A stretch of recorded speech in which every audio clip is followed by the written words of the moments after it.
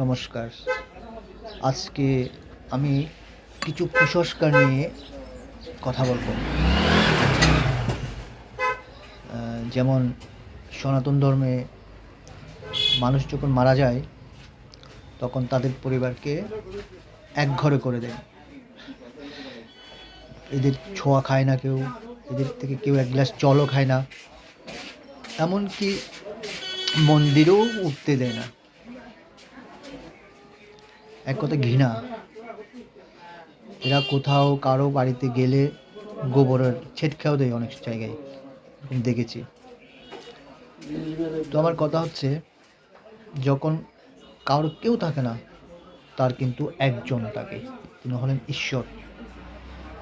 কিন্তু আমাদের এমন কুসংস্কার, মানুষই ঈশ্বর সেজে তাদেরকে ঘৃণা করা শুরু করে।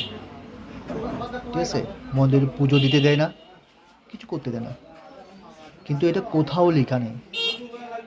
এটা একটা ব্যবসায়িক পরিপন্থীদের একটা কাজ, যেটাকে ঘৃণা শেখানো হয়েছে। ঠিক আছে, আরও আছে এরকম। তো আমার কথা হচ্ছে, অনেকে তো মহাভারত দেখেছেন, ওখানে অনেক লোক মারা গেছে। কই ওখান থেকে ভগবান শ্রীকৃষ্ণ পালায় গেছে? পলাইয়া গেছে নাকি? যে এই রে শেষ, এরা গৈদ্যা নাপাক, এখানে ভগবান থাকা যাবে না, ছোঁয়া যাবে না দেখুন, এরকম কিছু দেখেছেন?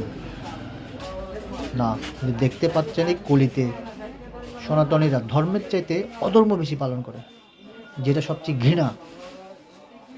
ঠিক আছে, ভুল বললে কমেন্ট বক্সে জানান, শুদ্ধ করে দিন।